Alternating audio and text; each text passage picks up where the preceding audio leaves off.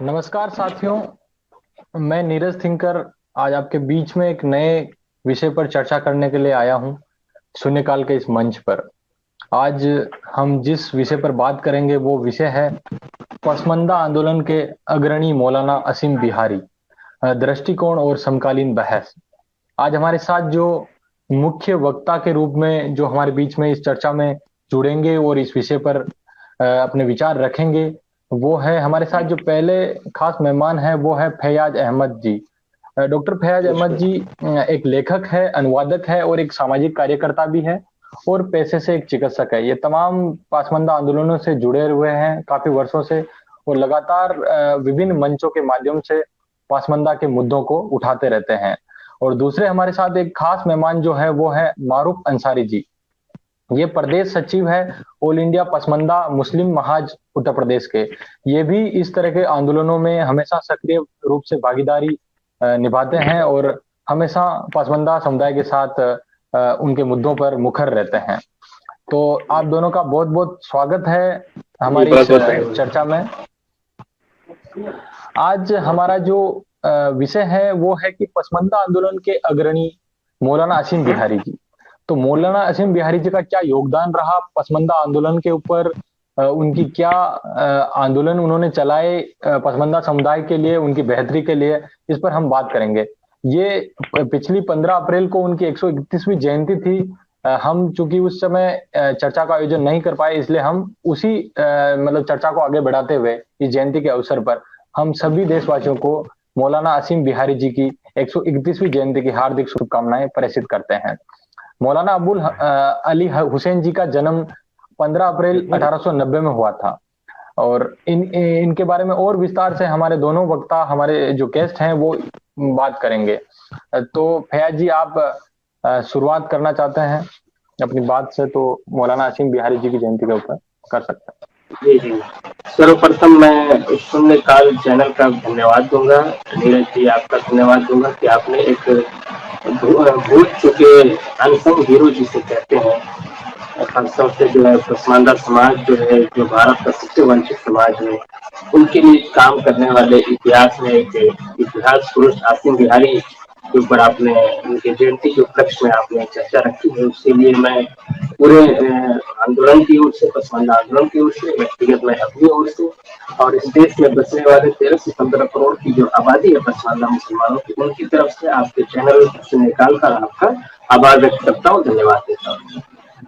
जहाँ तक आसिम बिहारी की बात है, तो न सिर्फ अग्रणी बल्कि उनको पसमानदा आंदोलन का जनक कहा जाता है। उन्होंने इस देश के अंदर मुस्लिम समाज में जो कुरीतियां थी, जो एजुकेशन, महिला एजुकेशन को लेके जो वो थी कि नहीं औरतों को एजुकेशन की आवश्यकता नहीं है, उस पर उन्होंने काम किया। और जो जात पात की जो ऊंच नीच भेदभाव था, जो बाहर से आए हुए अशराफ मुसलमानों द्वारा देश के शासक वर्ग के आज भी है, उन्होंने जो इस देश मुसलमानों के साथ, देश भारतीय मुसलमानों के साथ जो उनके जाति के आधार पर और उनके सभ्यता संस्कृति के आधार पर, क्षेत्र के आधार पर जो भेदभाव किया है, उसके अगेंस्ट उन्होंने एक आंदोलन खड़ा किया था। और वो आंदोलन जो है अंतर्राष्ट्रीय लेवल का आंदोलन था, उस पर हम बात करेंगे। तो इसलिए उनको हम पसमानदा आंदोलन का जनक कहते हैं।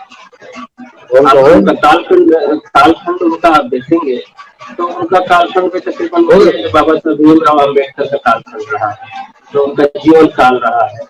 आप जी देखेंगे कि जो है 1953 में दुनिया से 6 दिसंबर, और देखिए ऑलमोस्ट ऑलमोस्ट कितना एक, जिसको उर्दू भाषा का प्रयोग में करूँ तो एक हुस्न इत्तेफाक कहते हैं, एक सुंदर संयोग जिसे आप कह लीजिए हिंदी में, कि 15-14 अप्रैल बाबा साहब भीमराव अम्बेडकर की जयंती है और 15 अप्रैल आसिम बिहारी की है। और 6 दिसंबर दोनों का महापरिनिर्वाण दिवस है। दोनों इस दुनिया से 6 दिसंबर को जाते हैं। तो एक बहुत ही अच्छा, जो दो बड़े महापुरुष देश के, भारत देश के दो बड़े महापुरुष जो है, वो बिल्कुल उनका जन्मदिन और उनके दुनिया से जाने का दिन तकरीबन एक है। और ये बहुत ही सुंदर संयोग इसको कह सकते हैं आप। तो जहाँ तक आसिम बिहारी की बात है, उनका प्रमुख कार्य में मैं 2-3 शब्दों में बताने की कोशिश करूंगा। देखिए, एक तो सर्वप्रथम उनका जो काम था, एक अंतर्राष्ट्रीय लेवल का आंदोलन खड़ा किया उन्होंने। बर्मा में उनकी ब्रांचेस थी, श्रीलंका में, नेपाल में। फैज जी, आपकी और थोड़ी आवाज जो है इको बहुत ज्यादा हो रहा है आपकी आवाज में। आवाज इको हो रही है क्या? बात हाँ, सराउंडिंग में थोड़ा डिस्टरबेंस हो रहा है थोड़ा आवाज।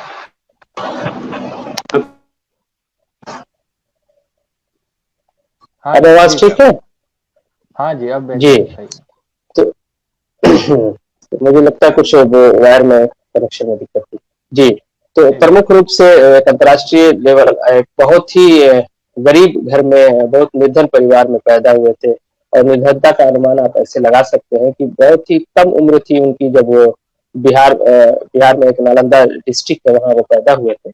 जब उनका जन्म हुआ था तो नालंदा, जो जिस एरिया में पैदा हुए थे, वो कासगंज मोहल्ला है, वो पटना डिस्ट्रिक्ट में आया करता था उस समय। लेकिन अब डिस्ट्रिक्ट बड़े होने से जब नालंदा डिस्ट्रिक्ट बना है, तो अब वो नालंदा डिस्ट्रिक्ट में आता है। तो 15-16 साल की उनकी उम्र थी, वो वहां से कलकत्ता चले गए रोजी रोटी के लिए, कमाने के लिए।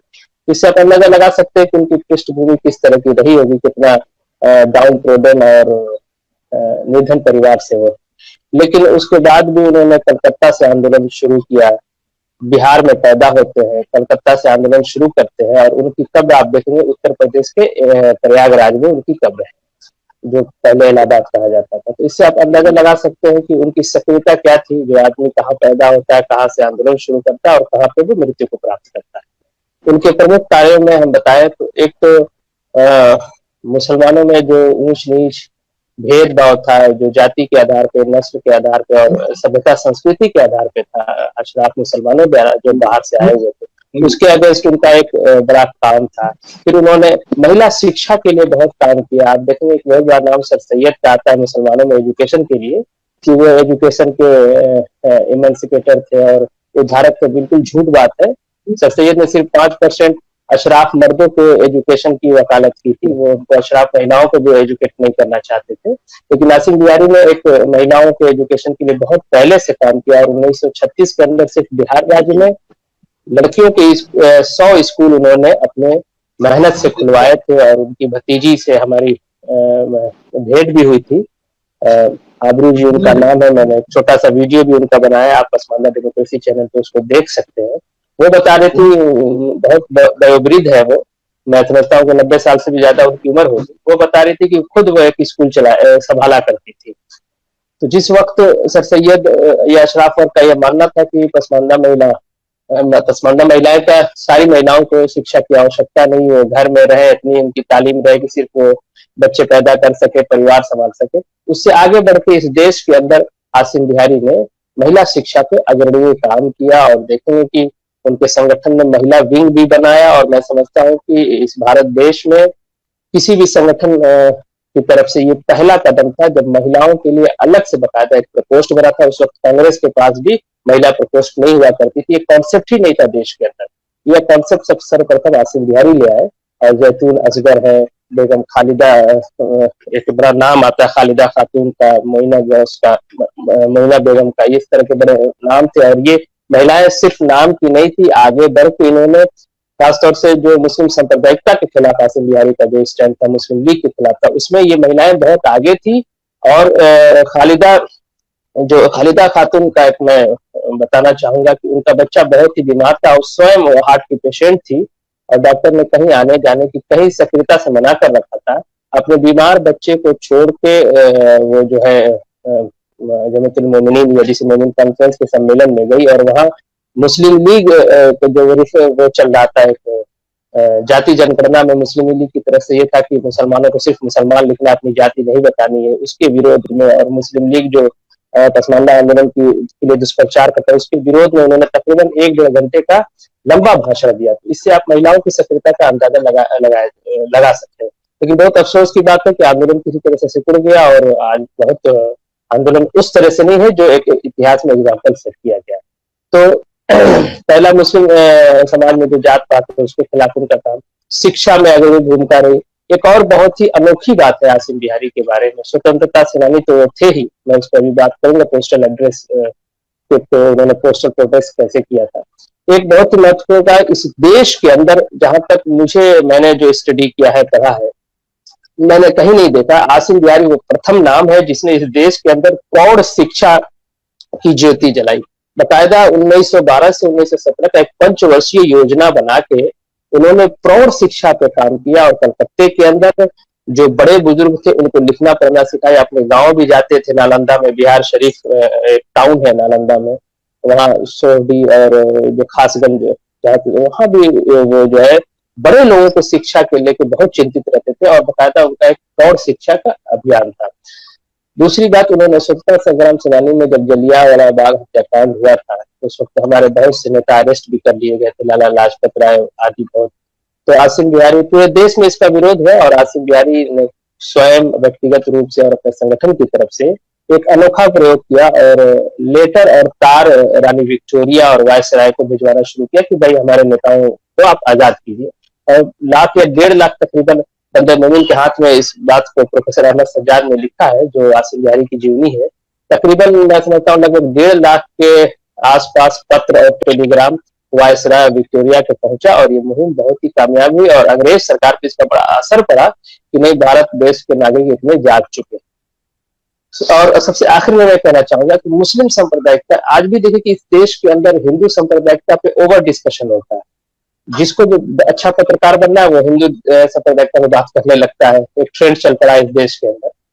मैं ये नहीं कहता कि हिंदू सांप्रदायिकता इस देश के अंदर नहीं है, उस पर बात नहीं होनी चाहिए, लेकिन ओवर डिस्कशन होता है। लेकिन आप देखेंगे एक बहुत बड़ी चीज जिसको हम इग्नोर करते हैं जब सांप्रदायिकता की बात आती है, तो मुस्लिम सांप्रदायिकता को बिल्कुल हम छोड़ देते हैं, नकार देते हैं। आप देखेंगे कि बहुत से मैंने बड़े बड़े पत्रकारों को देखा टीवी डिबेट में, वो कन्नी काट जाते हैं मुस्लिम सांप्रदायिकता की बात आती है, या किसी तरह से उसको इग्नोर करते हैं।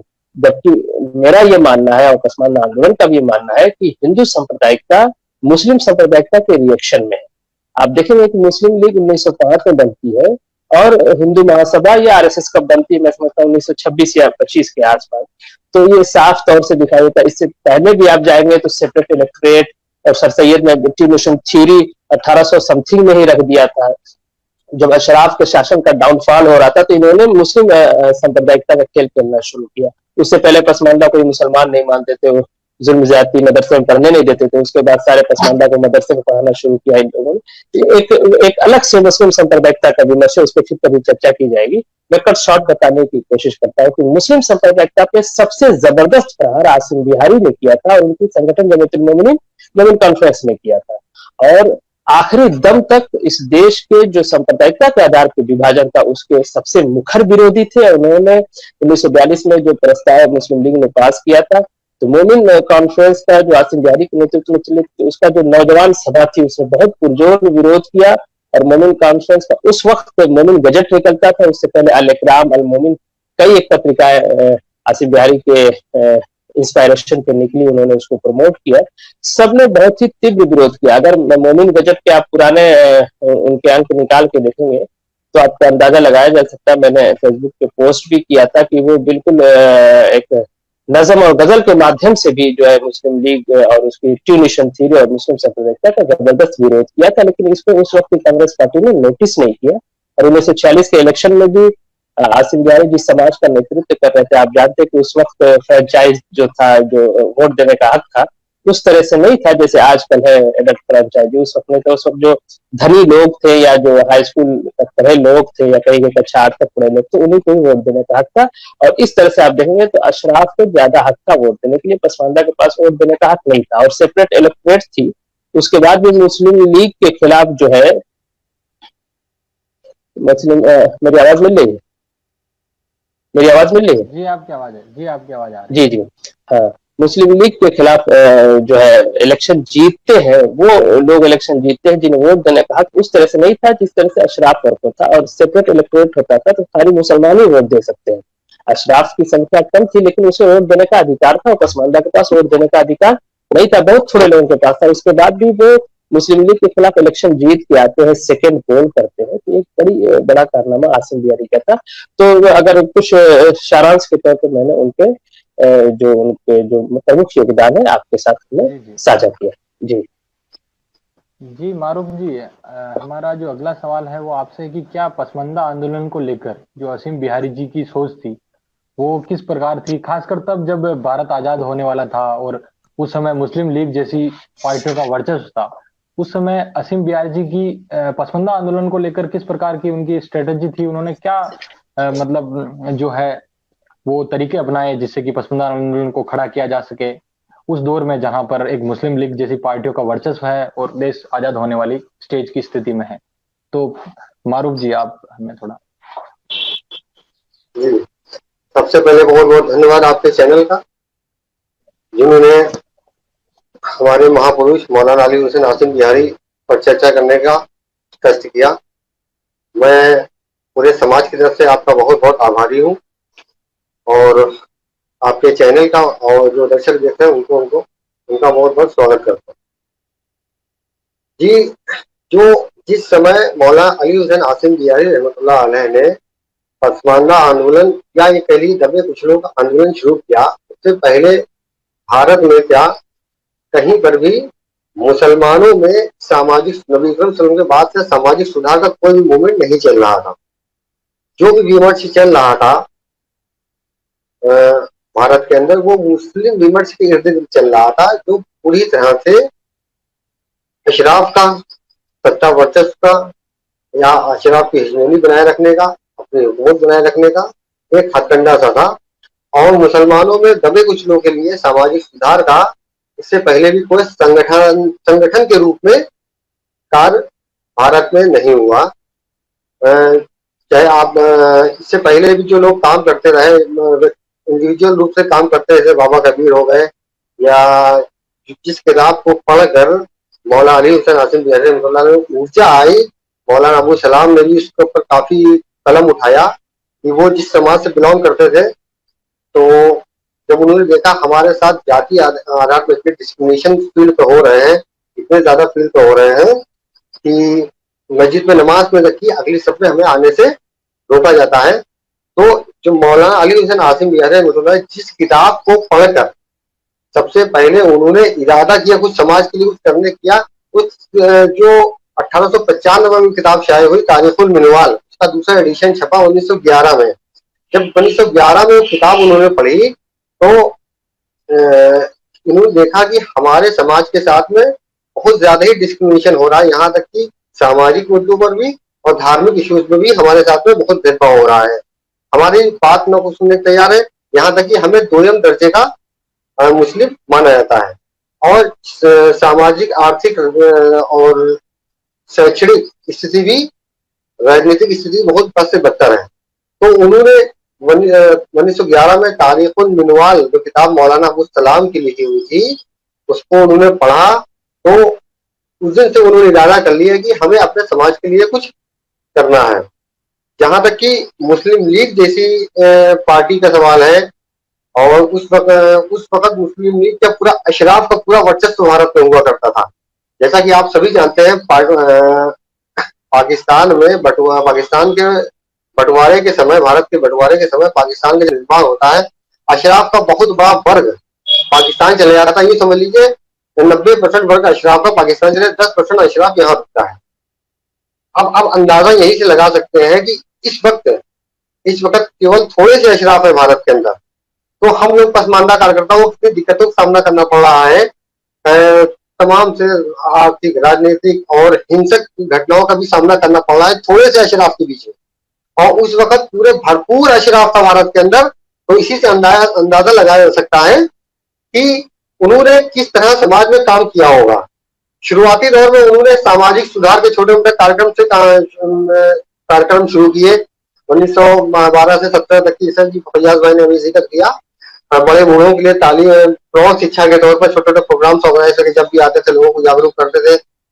उसके बाद 1914 में बस में ज्यादा एक साहित्यिक सभा बना के, छोटा सा पुस्तकालय बना के, जो यहाँ के जो लोग स्कूल नहीं जा पाते हैं, जिनके पास आर्थिक स्थिति नहीं है, वो छोटे छोटे मतलब शुरुआती तालीम हासिल करें। 1918 में उन्होंने दारुल मुज़ाकरा कलकत्ते में बनाया, ताकि जो लेबर तबके के लोग हैं काम के बाद में फुर्सत मिले तो छोटे मोटे सामाजिक मुद्दों पर, राजनीतिक मुद्दों पर, दुनिया में जो क्या हो रहा क्या नहीं हो रहा उन पर चर्चा करें और इल्म भी हासिल करें और कुछ सीखे भी। उसमें रात भर लोग मशवरा किया करते थे। तो आसिम बिहारी के जो नेतृत्व में पसमानदा आंदोलन चला, वो पहला आंदोलन भारत में ऐसा था जो संगठन के रूप में जिसने की चला।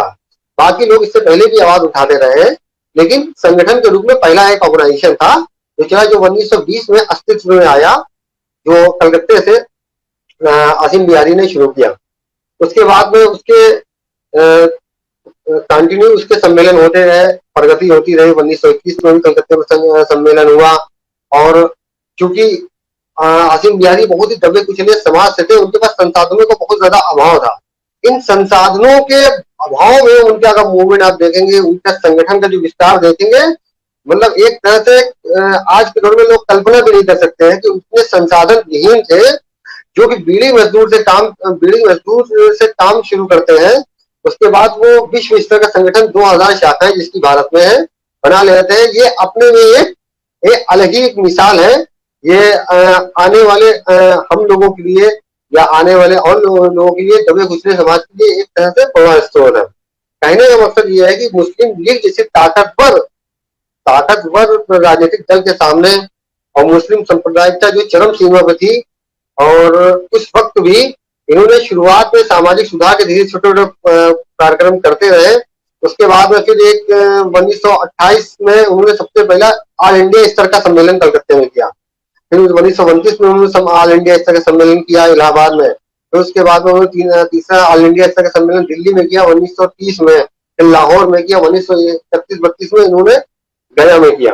और सबसे बड़ी इनके संगठन की खास बात आसिम बिहारी साहब की थी कि उस वक्त उनकी दूरदर्शिता अंदाजा लगाया जा सकता है कि जिस वक्त समाज में सिर्फ पुरुषों के इर्द गिर्द बहस हुआ करती थी, उस समय उन्होंने सबसे पहले गया के जो ऑल इंडिया स्तर का जो सम्मेलन हुआ था उनका, ऑल इंडिया गया के सम्मेलन के बाद में उनका महिला प्रकोष्ठ सामने में आया, उन्होंने नौजवान प्रकोष्ठ बनाया।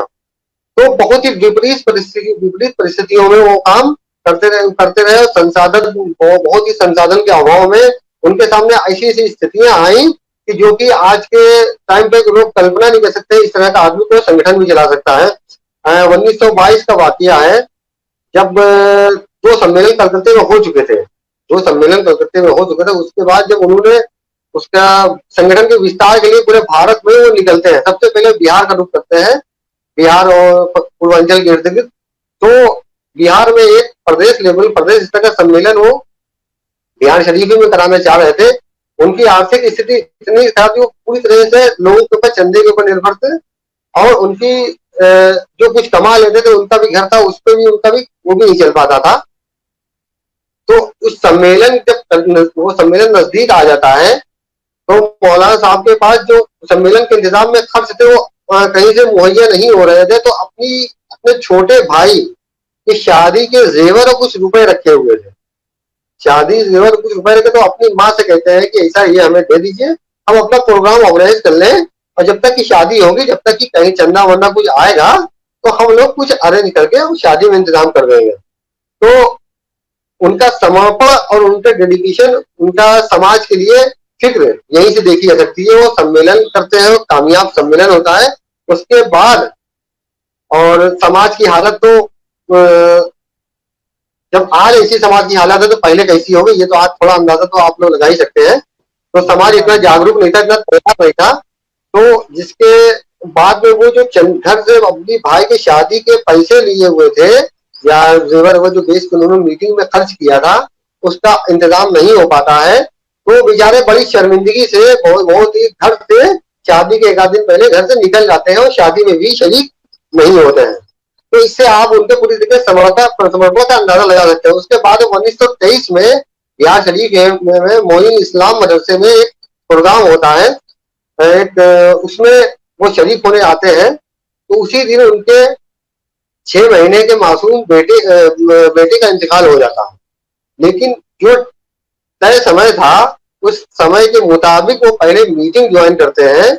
मीटिंग ज्वाइन करके उनमें 1 घंटा तकरीर करते हैं, प्रभावशाली तकरीर होता है। उसका लोगों पर असर, मतलब लोग बहुत ही वहां से एक ये समझ लीजिए एक जागरूकता की लहर दौड़ जाती है उस मीटिंग से।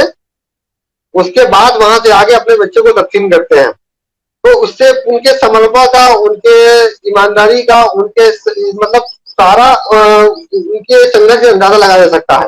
दूसरा जो कलकत्ते में सम्मेलन होता है, इसमें गांधी जी, मौलाना मोहम्मद अली जौहर और मौलाना अबुल कलाम आजाद आदि शिरकत करते हैं। गांधी जी ने उस वक्त भी कहा था कि आर्थिक मदद किसी तरह की कांग्रेस से चाहिए, यहाँ तक कि 1 लाख रुपए की आर्थिक मदद उनके संगठन को गांधी जी देने तैयार थे, लेकिन उन्होंने उस बात को भी स्वीकार नहीं किया और कहा कि हम किसी तरह से अपने संगठन को किसी के सामने गिरवी रख के कार्य नहीं करना चाहते हैं। हम अपने संगठन की जो लड़ाई लड़ रहे हैं अपने समाज की, वो हम किसी के अपनी विचारधारा गिरवी करके नहीं करना चाहते हैं। तब से लेके वहां तक उन्होंने मतलब यहाँ तक कि उनकी आर्थिक स्थिति ऐसी रही कि भुखमरी तक की सामना करना पड़ा है उन्हें, उनके परिवार वालों को भी बहुत ही परेशानियों को चैलेंजेस करना पड़ा है, लेकिन कभी वो उन्होंने अपनी विचारधारा समझौता नहीं किया, कभी भी किसी मुस्लिम जमींदार से समझौता नहीं किया।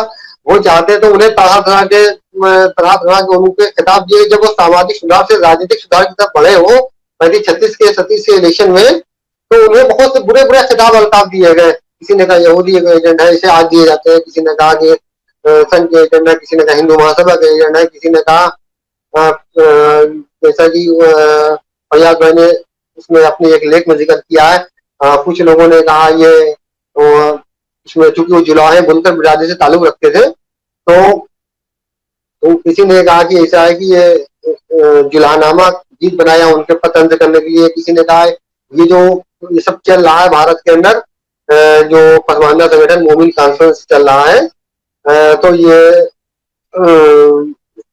ये फितना जुलाहा है, जुलाहों का फितना है, इससे सबको जागरूक होने की जरूरत है। इस तरह के तमाम तरह के बातें समाज में पेश की गई, क्योंकि आसिम बिहारी भारत में पहली बार दबे कुचले समाज के नेतृत्व की बात कर रहे थे। मुस्लिम जमींदार मुस्लिम सांप्रदायिकता खुलकर विरोध कर रहे थे।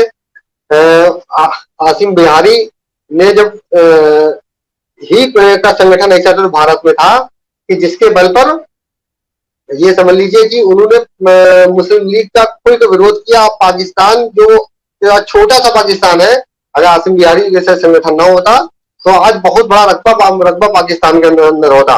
उस समय संसाधन के अभाव में, पैसे के अभाव में, धन दौलत के अभाव में, बहुत ही दिक्कतों के बावजूद भी 1940 के पटना मोमिन कांसू में पटना सम्मेलन में 2 राष्ट्र के सिद्धांत को सिरे से निकाल दिया गया और दिल्ली में तकरीबन 40 से 50 हजार की भीड़ लेके इस आधार पर विरोध किया कि मजहब के आधार पर देश का बंटवारा नहीं चाहते हैं। तो उस वक्त ब्रिटिश की मीडिया ने जो कवर किया उसने 40-50 हजार का आंकड़ा दिया। तो इससे अंदाजा लगाया सकता आसिम बिहारी ने पूरी जिंदगी संघर्ष करते रहे, अपने लिए उन्होंने कुछ भी नहीं किया, समाज के लिए पूरी तरह संघर्षरत रहे। वो केवल पसमानदा के ही नहीं, हर दबे कुचले समाज के भारत में एक प्रेरणा स्रोत है और उन्होंने हमेशा संघर्ष किया और किसी भी तरह की सांप्रदायिकता को कभी भी फेवर नहीं किया। दबे कुचले समाज के लिए हमेशा वो मुखर रहे और सामने आए, उसके लिए उन्होंने अपने प्राण तक की कोई परवाह नहीं किया। अब आप अंदाजा लगा सकते हैं मुस्लिम लीग वगैरह पूरा अशराफ पूरा भारत में पूरा संसाधनों से लैस संख्या में आई, उस वक्त उनके लिए काम करना कितना चैलेंज होगा। तो इन सब की परवाह किए बगैर वो अपने समाज के लिए, देश हित में, राष्ट्र हित में, समाज हित में वो संघर्ष करते रहे और अपने मरते दम तक की वो संघर्ष करते करते तब्दील हो गए। और उन्होंने अपने घर खानदान के लिए कुछ भी ऐसा कोई इंतजाम नहीं कर गए कि उनकी एक 7 पीढ़ी से जो लोग कहते हैं इंतजाम, नेता लोग 7 पीढ़ी का इंतजाम कर जाते हैं, उन्होंने ऐसा भी कुछ नहीं कर गए कि अपनी एक पीढ़ी का वो इंतजाम वो करके जाते हैं। यहाँ तक कि कई बार ऐसा हुआ कि वो अभी उनके छुमंजले भाई की शादी जब हुई तो आया, तो इतना ज्यादा वो समाज के लिए समर्पित थे कि उन्होंने अपने प्रोग्राम जो समाज के लिए लगे हुए थे, दौरे कर रहे थे, प्रोग्राम कर रहे थे, उनको ज्यादा वरीयता दी, अपने भाई की शादी की वरीयता कम दी, अपने भाई की शादी में तक की नहीं पहुंच पाए। उनकी आप मौत से भी उनका अंदाजा लगाया जा सकता है कि पूरी जिंदगी भर वो भ्रमण करते रहे, कभी कलकत्ता, कभी दिल्ली, कभी हैदराबाद, कभी मुंबई, और आखिरी वक्त इंतकाल होते वक्त भी वो इलाहाबाद में किसी सम्मेलन की तैयारी में व्यस्त थे और किसी कमरुद्दीन साहब किसी के घर में उनका रात में दौरा पड़ता है, उसके बाद में अगले दिन उनका इंतकाल हो जाता है। तो उनकी पूरी जिंदगी उसमें संघर्ष से, पूरी उनके संघर्ष से अंदाजा लगाया जा सकता है। वो कभी भी जी जी अपने लिए उन्होंने कुछ भी नहीं किया, पूरे समाज के लिए संघर्ष रहे और निस्वार्थ अपना समाज, उसमें उन्हें किसी प्रकार का भी नहीं था। जितनी भी कांग्रेस जैसी तमाम शक्तिशाली पार्टियां थी, उनसे कभी भी उन्होंने अपने धन दौलत की बुनियाद पर मुद्दों पर समझौता किए, मुद्दों पर समझौता किए, लेकिन धन दौलत की बुनियाद पर समझौता उन्होंने कभी नहीं किया। और यहाँ तक कि एक संसाधन विहीन नेतृत्व उस 1946 के इलेक्शन में, जिसमें कि बिहार में 40 सीटें रिजर्व थी, उसमें 7 सीटें जीतते हैं और 11 सीटों पर सिकट पर रहते हैं। तो उनके संघर्ष का अंदाजा लगाया जा सकता है किस तरह उन्होंने समाज को तैयार किया। जितने पसमानदा समाज के उस वक्त संगठन थे, जितने भी पसमानदा समाज के, बड़ी तादाद में लोग उन्हें सपोर्ट करते थे और उनका हर तरह से उनके साथ में खड़े हुए थे। तो आप इसी से अंदाजा लगा सकते हैं कि आसिम बिहारी जी एक ऐसा व्यक्तित्व है। जिस तरीके से जी मारूफ जी, आपने जिस तरीके से उनके वाक्यों का जिक्र किया और तमाम घटनाओं का जिक्र किया, उसको देखकर लगता है कि जो आसिम बिहारी जी थे वो बिना किसी समझौते के अपने आंदोलन में हमेशा से सक्रिय रहे और आंदोलन को मजबूती के लिए वो किसी प्रकार की आर्थिक मदद चाहे किसी पार्टी से लेनी पड़े, उन्होंने लेने से साफ इनकार किया, क्योंकि वो बिना किसी शर्त के वो अपने आंदोलन को खड़ा करना चाहते थे इस देश में, बिना किसी आर्थिक या राजनीतिक पार्टियों की सह लिए बिना। तो फैयाज जी, आपसे अगला सवाल ये है कि क्या मुस्लिम पॉलिटिक्स जो है उसमें अशराफ की जो आप वर्चस्व देखते हो, उसमें लेकर आसिम बिहारी जी की जो भूमिका थी वो किस तरह की राजनीतिक समझ, मतलब उनकी किस तरीके से डेवलप हुई है अशराफ वर्चस्व के साथ साथ, और वो ऐसे किस तरीके के चैलेंजेस थे जिनको वो फेस करना चाहते थे? जी देखिए, जो राजनीतिक, जहां तक कि आपने बात किया, बिहारी जी का जो व्यक्तित्व है उसको हम 40-50 मिनट या 1 घंटे की चर्चा में सम्मिलित नहीं कर सकते हैं। बहुत सी चीजें हैं, और जहां तक उनके जो बलिदान है, जो उनका कुर्बानियां हैं, उनके 2-2 बच्चे मृत्यु कर जाते हैं, और मैं उस पर थोड़ा सा बात करना चाहूंगा। लेकिन सबसे पहले मैं आपके सवाल का जवाब देना पसंद करूंगा।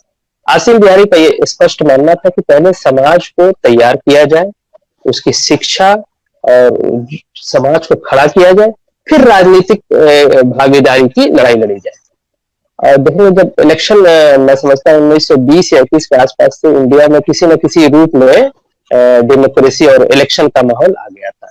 लेकिन 1936 का जो प्रोविंशियल इलेक्शन होते हैं, जो प्रादेशिक इलेक्शन होते हैं, 1935 का जो गवर्नमेंट ऑफ इंडिया एक्ट के आधार पर, तो उसके बाद से चूंकि मोमिन कॉन्फ्रेंस में आसिम बिहारी के नेतृत्व में जो चल रहा था, उसमें बहुत से नौजवान लोग भी जुड़े थे, और जब तक उतनी जागृति आ गई थी और वो इलेक्शन लड़ना चाहते थे।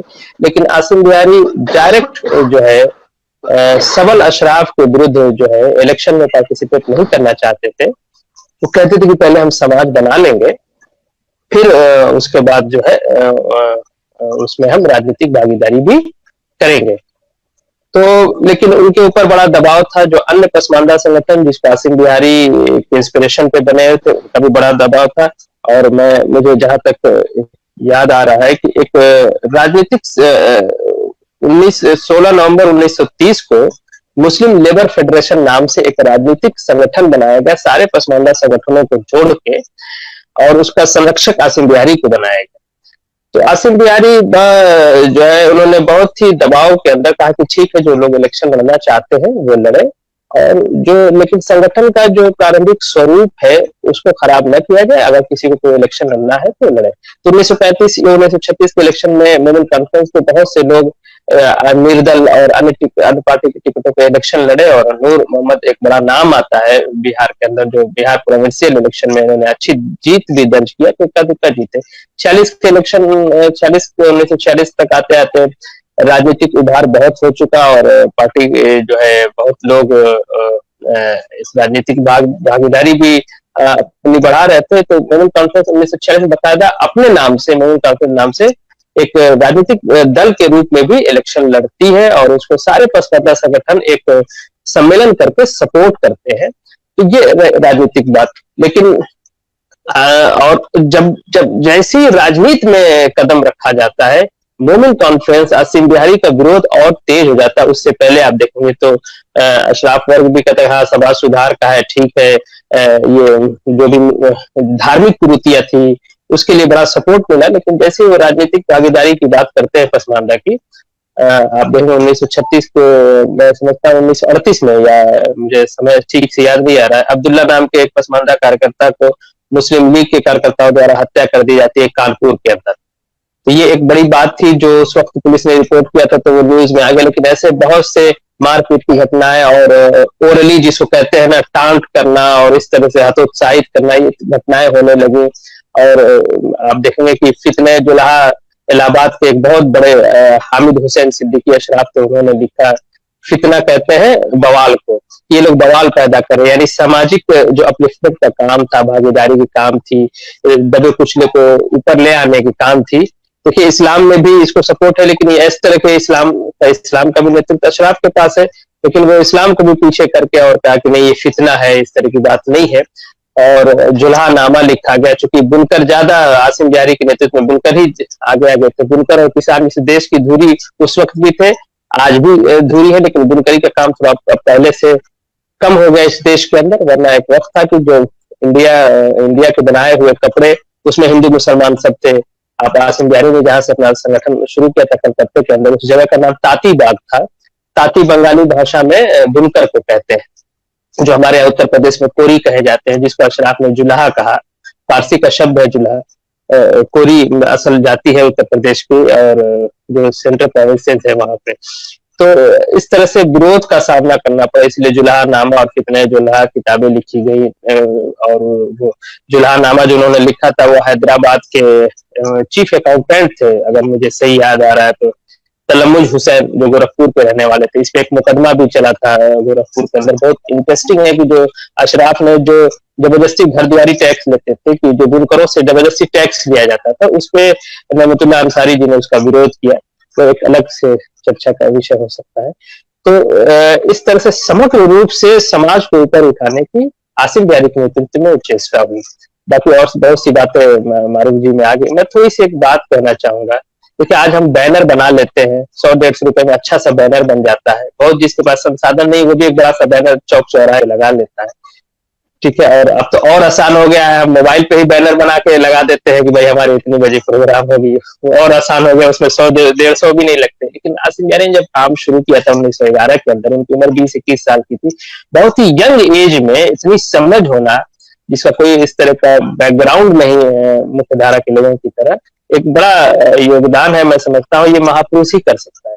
तो उसमें वो एक बड़ा सा दीवारी मोमिन उन्होंने इजाद किया था, दीवारी मोमिन का आविष्कार किया। वो दीवारी मोमिन मैं बताऊं, दीवार पे चूंकि वो लिख के चिपकाते थे, इसलिए उसका नाम दीवारी मोमिन था। और उन्होंने मोमिन जमीयतुल मोमिनीन संगठन का नाम रखा था, इसलिए उसमें अपने बैनर का भी नाम मोमिन रखा, दीवारी मोमिन। और उसमें क्या था कि जमीन के ऊपर ऐसे बिछा देते थे और बड़े बड़े अक्षरों में लिखना पड़ता था उसमें, तो उसपे चल के लिखते थे, वॉक करके उसको लिखा जाता था, ताकि फिर उसको बड़े से दीवार पर टांग दिया जाए तो लोग दूर से पढ़े।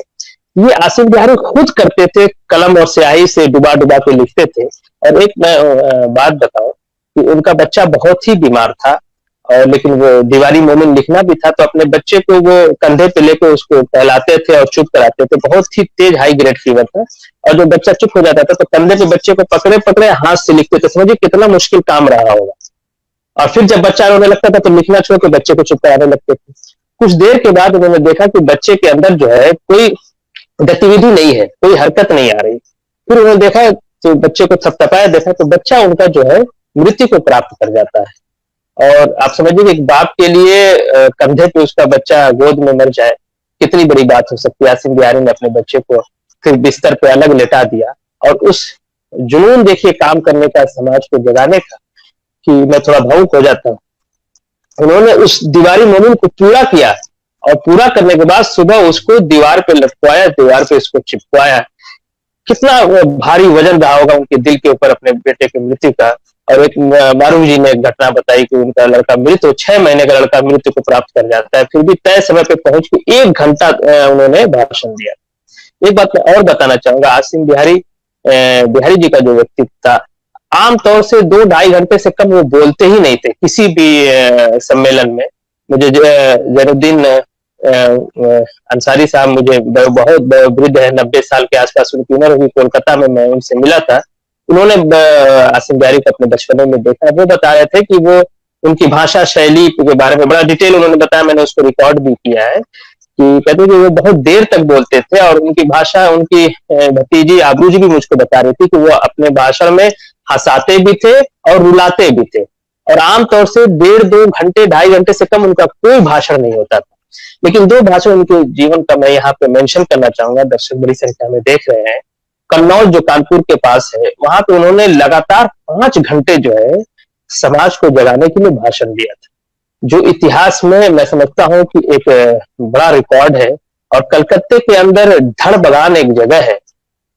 उससे पहले मैं एक बात और बताऊं, कलकत्ते के अंदर ही एक उनका सम्मेलन होना था और कहते थे बहुत लोगों ने भाषण दिया, और आसिम जारी का उनका जब नंबर आने से पहले बहुत तेज वर्षा हो रही थी, और कलकत्ता आज भी, कलकत्ते में अगर 1.5-2 घंटे बारिश हो जाती है तो पूरे कलकत्ते में पानी जल जमाव हो जाता है, वाटर लॉगिंग बहुत तेज होता है कोलकाता के अंदर।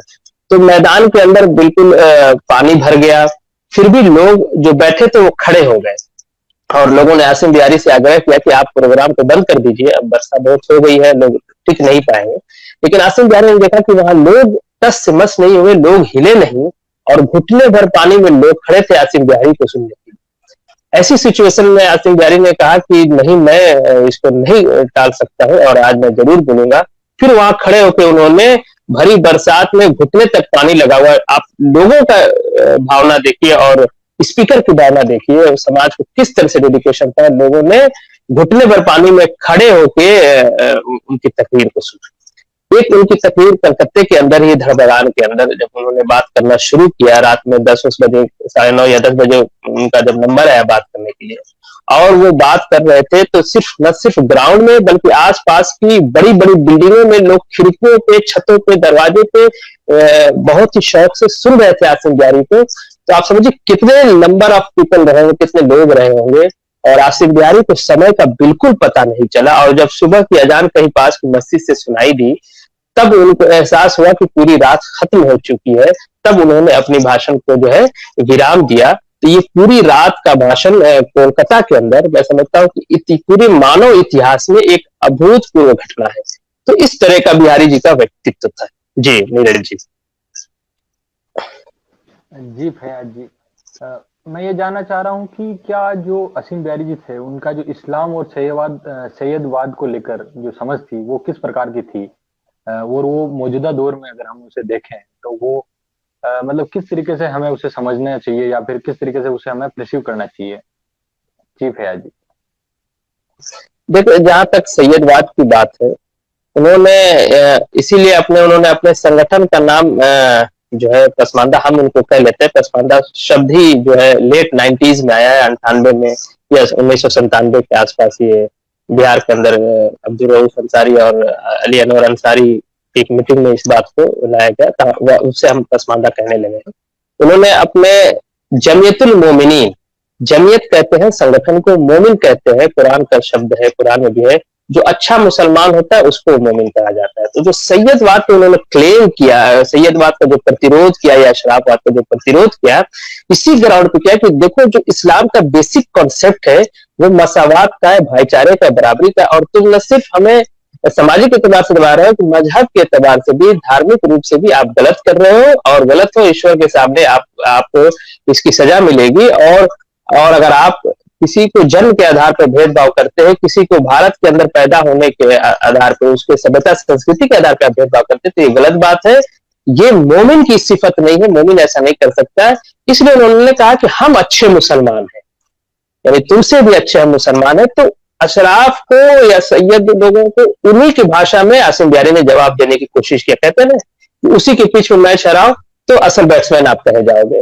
तो इसीलिए देखिए, जमियतुल मोमिनीन एकदम अरबी भाषा का नाम है, उन्हीं की भाषा में आसिम बिहारी ने जवाब दिया। खुद बहुत बड़े आलिम थे, उनके खानदान में बहुत लोग इस्लामिक फिक्र के, इस्लामिक स्टडी के माहिर थे। उनके पूर्वजों ने 1857 की लड़ाई भी लड़ी थी, उनके दादाजी ने।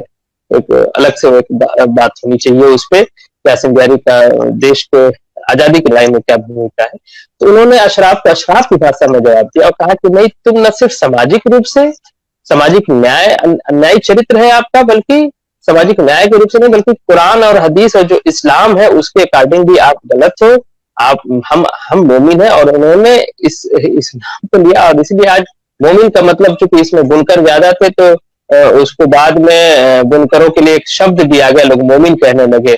तो ये आप देखेंगे कि उनकी भाषा में आसिम बिहारी ने जवाब दिया, और बाकायदा इस आपने तारीफ मिनवाल लहू का जिक्र किया मारूफ जी ने, उस किताब में जो मौलाना ने लिखा था उसमें भी बहुत सी इस तरह की हदीसें कुरान को उसको काउंटर करने की, जबकि हदीस आपको जातिवाद की भी हदीस मिलेंगी कि सैयद बड़े होते हैं, सैयद नूर से, दिव्य ज्योति से पैदा हुए, नूर से पैदा हुए हैं, इस्लामिक फिक्र में बहुत से आपको किताबें मिलेंगी। धार्मिक एतबार से अपने को उस धार्मिक में भी आसिफ बिहारी ने काट करने की कोशिश की, और जब वो किताब लिखी गई थी, मौलाना है जो पाकिस्तान चले गए, शफी उस्मानी ने एक किताब लिखी थी निहायतुल अरब फी गयातुल नसब, अरबी भाषा में इसका नाम है लेकिन किताब उर्दू भाषा में थी। उन्होंने जो पसमानदा जातियां थी, खासतौर से बुनकर और कसाई जो मीट वगैरह कारोबार, उनको बड़ा टारगेट किया था। पूरी तरह से जितने कामगर जातियों को उन्होंने बहुत टारगेट किया। कुरान हदीस की रोशनी में लिखा कि ये बहुत सी इसमें हदीसें थी जो उन्होंने बयान किया कि बहुत खराब होते हैं, ये मतलब गंदा और बहुत ही घटिया घटिया बातें उसमें लिखी। उसको काउंटर में आसिम बिहारी के नेतृत्व में जो चल रहा था, फतेह मोहम्मद खुर्शीद ने देवबंद में जाके, चूंकि वो देवबंद के आलिम थे, वहां पे धरना दे दिया, कहा कि हम इस मदरसे के खिलाफ एक मदरसा बनाएंगे, और उन्होंने आमरण अनशन वहां से कर दिया। बहरहाल बहुत दिनों के बाद उनको किसी तरह से मैनेज किया गया, और भी देवबंद के अशराफ उलमा निकल के उसको मैनेज किया, और वो मदरसा बनाने का वहां देवबंद के सामने एक पसमानदा मदरसा बनाने का जो काम था उसको हटा दिया गया, नहीं कोई बात नहीं है, माफी तलाफी हुई और उनको वो कर दिया गया। लेकिन आज भी वो देवबंदी जो मसलक है भारत के अंदर, जो अपने को राष्ट्रवादी कहता है, उसके बड़े आइकन आज भी मुफ्ती शफी उस्मानी माने जाते हैं, और उनकी लिखी किताबें आपको घर घर पे मिलेंगी। जबकि वो पाकिस्तान में चले गए, उनके लड़के तकी उस्मानी पाकिस्तान के चीफ जस्टिस है, अभी भी वो जिंदा है, उनकी भी किताबें इंडिया में पढ़ाई जाती है। एक अजीब विडंबना है कि जो भारत का देशज है, अच्छा उस किताब के विरोध में एक पसमानदा आलिम जो भारत के थे, कोरी बिरादरी के, मौलाना हबीबुर रहमान साहब, आदमी मऊ के रहने वाले, उनको हम लोग बड़े मौलाना कहते हैं, उन्होंने उस किताब के जवाब में एक किताब लिखा है। लेकिन वो किताब, ये 1929-30 की बात है, लेकिन वो किताब छपती 1999 में। मौलाना हबीबुर रहमान साहब आदमी 1991 में मरते हैं, और उनके मरने के 92 में मरते हैं, उन्हें मरने के 7 साल के बाद किताब छपती है। और किताब मुफ्ती शफी उस्मानी ने 1929 में लिखा था, उसका जवाब 1930-31 में मौलाना रहमान एक पसमानदा आलिम ने जवाब दिया, लेकिन उसको छपने में 70 साल लग जाते हैं, तो जवाब देने में हम कितना पीछे। हालांकि तहरीक आंदोलन मौजूद था, मौलाना फतेह मोहम्मद खुर्शीद ने उसका विरोध भी किया। फिर उसी तरह से फतह रिजविया आया, फतह रिजविया जो बरेलवी संप्रदाय जो है मुसलमानों का, उसमें उन्होंने बहुत बुरी बुरी बातें, उसका भी विरोध किया गया। तो ये धार्मिक रूप से जो कश्मकश थी, इस पे आसिफ बिहारी ने बहुत लीड लिया, और उस टॉपिक पे उनसे कोई बात नहीं कर पाता था। इवन एक बार आर्य समाजी का भी एक जो चल रहा था, उसमें मुनाजरे का दौर चलता था, तो बड़े बड़े उलमा को उन्होंने, आर्य समाजी लोगों ने पछाड़ दिया, तो आसिफ बिहारी जाके फिर वहां मुकाबला करते हैं। उन्होंने उस इस्लाम का जो समानता वाला स्वरूप था उसकी वकालत किया। तो इस ग्राउंड पे अशराफ को अशराफ की भाषा में, सैयदवाद को सैयदवाद की भाषा में उन्होंने जवाब दिया। जी नीरज जी।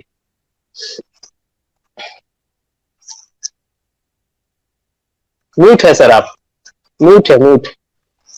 जी सर, फिर जी। आपने जो अशराफ और सैयदवाद को लेकर जो असीम बिहारी जी की सोच थी और उनका जो काउंटर आर्गुमेंट थे, उनके काउंटर आंदोलन थे, उसके ऊपर चर्चा की और प्रकाश डाला। मैं अब मारूफ जी से जानना चाहूंगा कि जैसा कि हम देखते हैं कि हर आंदोलन में कुछ रोल मॉडल होते हैं, जैसे कि बाबा साहब के जो कबीर एवं फूले उनके गुरु, उनको अपना गुरु मानते थे वो। और ठीक उसी तरीके से हम देखते हैं कि असीम बिहारी जी के भी अपने आदर्श और अपने समाज समुदाय के लिए मतलब कुछ आदर्श रहे होंगे, और वो अपने समाज के लिए किन लोगों को आदर्श बनाना चाहते थे, क्या आप इस पर थोड़ा बता सकते हैं?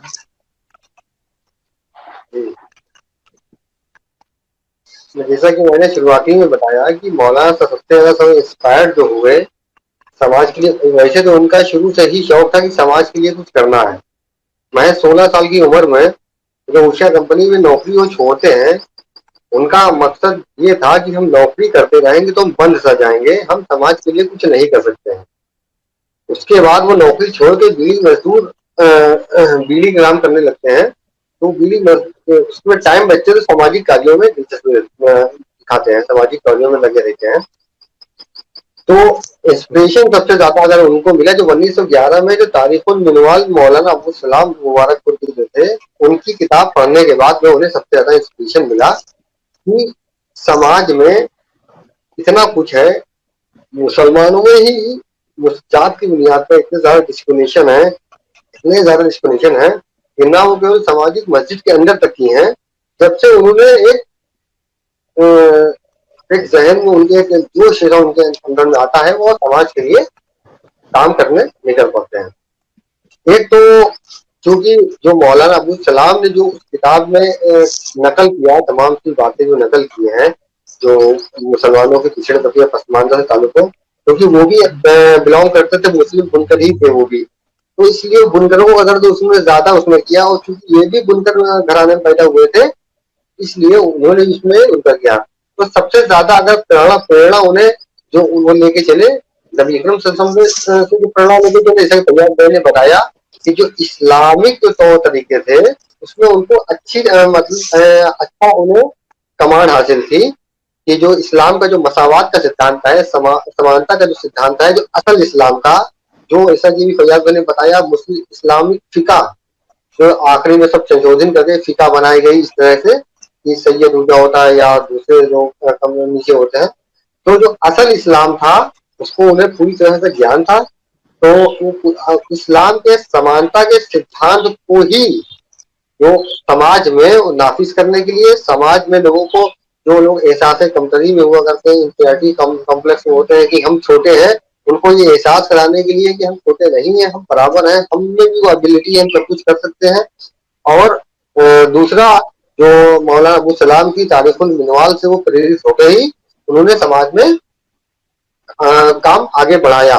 और साथ साथ ताजी जो नबी इसमें खास बात उनके मूवमेंट में एक खुद खास बात आप देखेंगे, नबी अकरम सल्लल्लाहु अलैहि वसल्लम जब मोहम्मद साहब जब मक्के से जो लोग उनको मदीना आए, हेलो,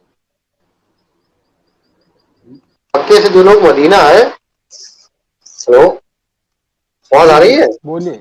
जी जी, आप आवाज आ रही बोलते है? रहे। हाँ।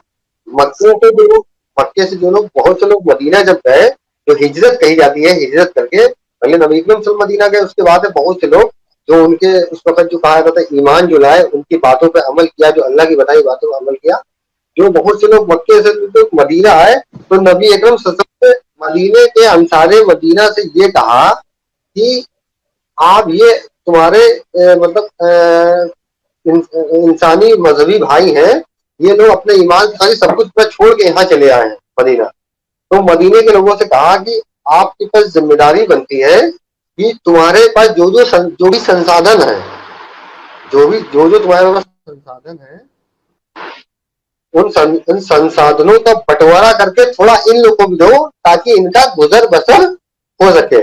यानी कि नबी अकरम सल्लल्लाहु अलैहि वसल्लम ने मजहबी आखिरत के इंतजाम के साथ साथ मजहब दुनियावी इंतजाम भी पर जोर दिया अवाम के। और इसे अब आसिम बिहारी के मूवमेंट में आप देखेंगे, आसिम बिहारी शुरू सबसे पहले तालीम पर काम करते हैं, तालीम का, ताकि लोगों को पढ़ना लिखना आ जाए। तो आप अब अंदाजा लगा सकते हैं कि बगैर तालीम के एक छोटा मोटा को कारोबार भी अगर आदमी करना चाहे, एक परचून की दुकान भी करना चाहे, तो संभव नहीं है। तो शुरुआती दौर में उन्होंने प्रौढ़ शिक्षा में जो ध्यान दिया, जो लिखना पढ़ना लोगों को आने लगे। उसके बाद जैसे जैसे मूवमेंट आगे बढ़ता गया, लोग उनसे जुड़ते गए। आप देखेंगे कि ये एक जो उन्होंने संगठन बनाया, board of Muslim vocational and industry classes, तो ये जो संगठन बनाया, ये जो मुसलमानों के दबे कुचले तबके में जो आर्थिक रूप से पिछड़े थे, उनके लिए एक तरह से माहौल बनाने के लिए, जो कारोबार कर रहे हैं उनके साथ में जो सरकार की विभिन्न योजनाएं हैं, या इंडस्ट्रियल लोगों के जो कुछ तमाम से समस्याएं हैं उनका समाधान करने के लिए क्या तमाम से सरकार की योजनाएं हैं, उनको उनका लाभ पहुंचाने के लिए। इसी तरीके से 1927 में आप देखेंगे Muslim weavers committee, Bihar weavers association बनाया।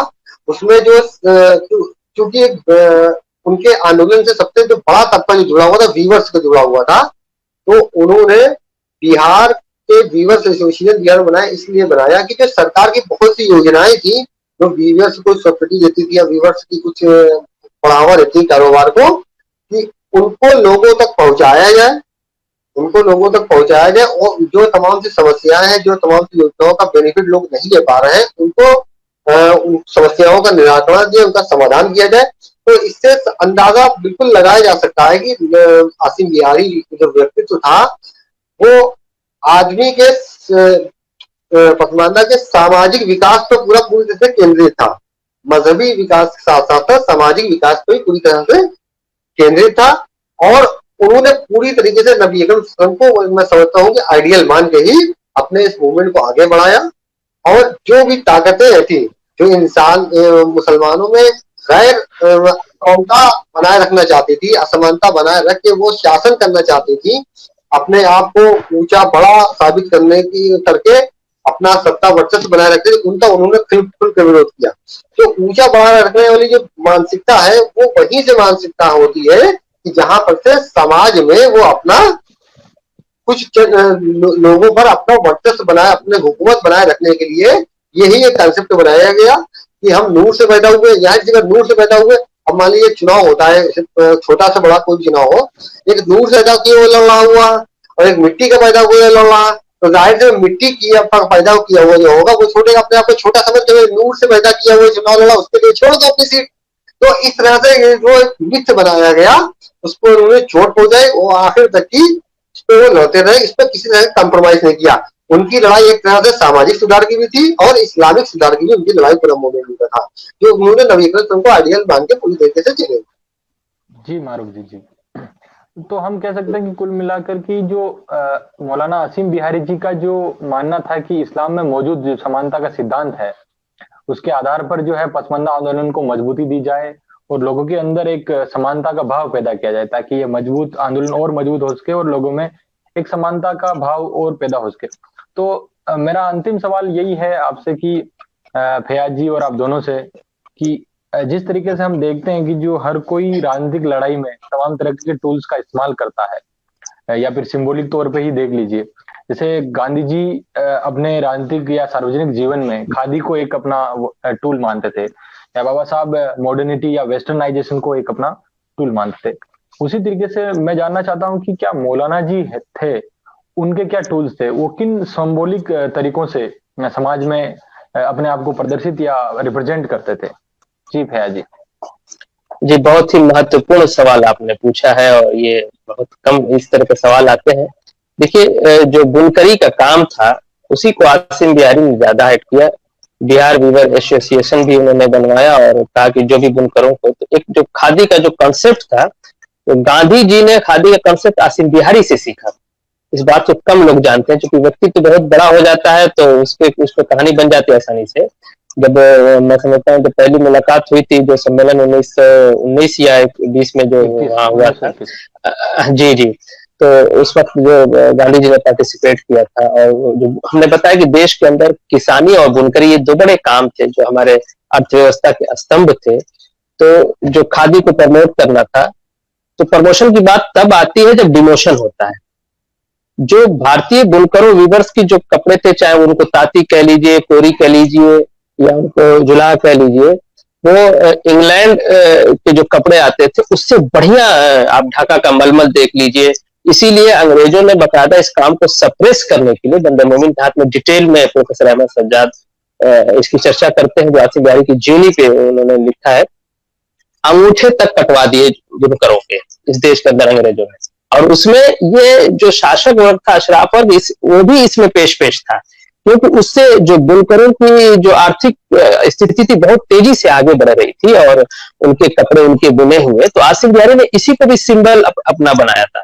तो गांधी जी ने चरखा और ये खादी और ये जो लेकर आए थे दरअसल आसिम बिहारी से सीखा था, इसमें उसमें कोई बुरी बात नहीं है। गांधी जी ने उसको बहुत आगे आगे बढ़ाया। तो बुनकरों के अंगूठे काट दिए गए, क्योंकि अंगूठा आप देखेंगे जो हैंड लूम था उसको ऐसे पकड़ के जो है, ऐसे पकड़ के ऐसे ऐसे करना पड़ता है, तो अंगूठा कट जाएगा तो डिजाइन बनाने में, कपड़े बुनने में। तो हम जो पसमानदा है अंगूठा कटवा के लाते हैं, और आसिम बिहारी की तहरीक में इन अंगूठा कटवा को डॉक्टर भी बनाया, इंजीनियर भी बनाया, एमएलए एमपी भी बनाया। खुद उन्होंने अपने जीवन के लिए कुछ नहीं किया। मैं उनके पोतों से मेरा कहता हूं, जो एक उनका पोता जो है चाय खाने में पानी लोगों को देता है, आप समझ लीजिए। रासिम बिहारी ने 1.5 लाख की रकम उस वक्त ठुकरा दिया सिर्फ इसलिए कि कांग्रेस पार्टी का हमारे ऊपर दबाव न रहे काम करने के लिए। तो आप देखिए कि उसके पोते आज भी, उसके सगे पोते, में जाके उनके घर में मिला, उनका घर आज भी खपरेल का टूटा हुआ है। जो द्विराष्ट्र सिद्धांत के खिलाफ, मुस्लिम सांप्रदायिकता के खिलाफ लड़ा, उसकी इस देश के अंदर ये कदर है। और मुस्लिम लीग में जो बड़े बड़े नेता थे पार्टीशन के बाद जो देश के अंदर रह गए, मुझे बहुत दुख के साथ कहना पड़ रहा है।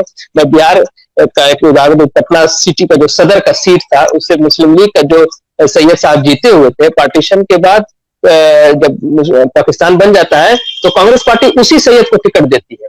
तो जो इस देश के लिए लड़ा, भारत रत्न देने की हमारी एक मांग भी है आसिम बिहारी को, वो तो छोड़ दीजिए, उनका घर आज भी टूटा फूटा उसी, उसको कोई पूछने वाला नहीं है। हालांकि ऐसा नहीं कि लोग जानते नहीं, लोग इतिहास नहीं जानते, सब कुछ है, लेकिन अशराफ का वर्ग का इस तरह से अशराफवाद का हो रहा है इस देश के अंदर कि वो सामाजिक न्याय की पार्टियों को, भारतीय राज्य सरकार को, केंद्र की सरकारों को वो समझा ले जाते हैं और हमारे हीरो को उस तरह से नहीं करते। देखिए, अशराफ ने अपने छोटे छोटे जो उनके समाज व्यक्तित्व पैदा हुए, मोटी मोटी किताबें लिखी हैं, लेकिन किसी अशराफ वर्ग ने आसिम बिहारी पे 4 लाइन तक कहीं नहीं लिखा। कहीं लिखा हो तो आप हमें दिखाते। तो वो जो बुनकरी का पेशा था, एक वक्त बहुत आगे हो गया, और अंग्रेजों के कपड़े जब नहीं बिकते थे तो उन्होंने उसको सप्रेस करना शुरू किया। इसलिए यहाँ से माल ले जाते थे, इंग्लैंड में बुन के ले आते थे, लेकिन यहाँ जो हैंडलूम हमारा था, वो हैंडलूम का जो हमारा था, वो बहुत बढ़िया उसकी क्वालिटी होती थी। आज भी आप देखेंगे देश के अंदर एक आध जगह बहुत मशहूर है, ढाका का मलमल वगैरह। तो एक उसको पूरा सप्रेस करने के लिए, और इसमें जो शासक शराब था वो भी लगा हुआ था, उसके विरोध में आसिम बिहारी ने, और जो बुनकरों के जब हालात खराब होने लगे, तो जाहिर बात सिंबल के तौर पे वही एक आप देखेंगे जमीयतुल मोमिनीन ने बहुत कॉन्सेप्ट किया कि अपनी ईद अपना कपड़ा। एक उनका था कि अपनी ईद में हम अपना हाथ का बना हुआ कपड़ा पहनेंगे और किसी बाहर के कपड़े को नहीं पहनेंगे। इस पे एक लंबी चौड़ी तहरीक थी कि हम अपने जो बुनकर हमारे बुनते वही कपड़ा में यूज करेंगे। तो आसिम बिहारी का आप ड्रेस भी देखेंगे, उनकी तहरीक के लोगों को, कि अपने हम विदेशी कपड़ा नहीं यूज करेंगे। एक जो देखिए, जो इस देश के अंदर पैदा हुआ उसका अपने देश से लगाव नैसर्गिक है। तो देसी कपड़ों में, बुनकर कपड़ों में उनके बाकायदा अपनी ईद अपना कपड़ा नाम से एक मूवमेंट चला था कि हम अपनी ईद के दिन दूसरे कपड़ा नहीं खरीदेंगे, हमारे जो देश के जो कोरी है, जो ताती है, जो बुनकर है, जो बुनते हैं वही बुनेंगे। तो वो सिंबल के तौर पे उनका वही था। बाद में जो और भी जो कामगार संप्रदाय थे, जो कामगार जातियां थी, उनके संगठन को आगे ले आते हैं, तो उनके भी सिंबल्स को वो जो है यूज करते हैं, जो इस तरह का रहा है। जी नीरज जी। जी फयाज जी और मारूफ जी, आपका धन्यवाद। अगर आप और भी कुछ आसिम जी के बारे में कुछ कहना चाहे तो ठीक है, नहीं तो हम इस आज की चर्चा को यहीं पर समाप्त जी, मैं एक कहना चाहूंगा कि अगर नीरज जी, अगर दर्शकों की तरफ से कोई सवाल है तो उसको लिया जा सकता है, अगर आप उचित समझे तो। और मैं समझता हूं, मैंने पहले भी कहा था कि 1 घंटे के अंदर पूरे व्यक्तित्व पे चर्चा बिहारी जी का तो बहुत ही कठिन कार्य है, लेकिन फिर भी हम लोगों ने प्रमुख बातें आपके माध्यम से, मैं आपका धन्यवाद दूंगा कि आपके माध्यम से एक भूले हुए, एक विसार दिए गए व्यक्तित्व को आज हम मुख्यधारा में लाने की कोशिश कर रहे हैं। इसमें आपका बड़ा योगदान है, और ये ऐतिहासिक योगदान है। इतिहास नीरज जी को याद रखेगा, शून्यकाल को याद रखेगा। जी जी जी। अभी हम सवाल यहाँ पर मतलब अपने दर्शकों से रिक्वेस्ट करना चाहते हैं कि अगर आपके सवाल है आसिम बिहारी जी की जीवन से जुड़े हुए, उनके पासमानदा आंदोलन से जुड़े हुए कोई भी सवाल है हमारे गेस्ट मारूफ जी और फयाज जी से, तो यहाँ पर हमें कमेंट में लिखकर भेज सकते हैं। बाकी जो आज हमने चर्चा की वो बहुत ही बेहतरीन रही कि हमने आसिम बिहारी जी के पूरे जीवन दर्शन को हमने बड़ी बारीकी से समझने का प्रयास किया, उनकी डेडिकेशन, उनके समर्पण को भी हमने समझा। यहाँ पर एक सवाल शहनवाज अंसारी जी द्वारा पूछा गया है कि भाजपा पसमानदा सियासत को क्यों नहीं प्रोजेक्ट करती है? वो गलत जगह सवाल पूछ रहे हैं, उनको भाजपा से पूछना चाहिए ना, हमसे क्यों पूछ रहे हैं? अरे गरीब से क्यों, भूखे से क्यों पूछ रहे कि भैया फलाने तुमको खाना क्यों नहीं दे रहा? आप उनसे पूछिए कि आप गरीबों को क्यों नहीं खाना दे रहे हो भाई। जी जी जी।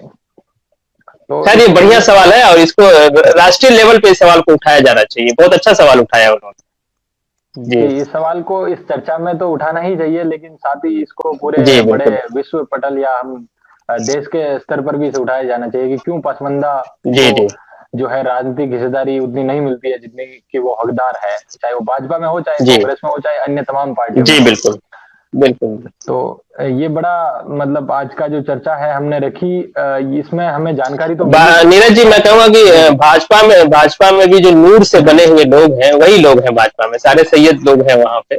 आप जी जी देखेंगे जो नूर से बने हुए, नूर कहते हैं दिव्य ज्योति को। जी, जी एक जी। कंसेप्ट है, इस्लामिक कंसेप्ट है।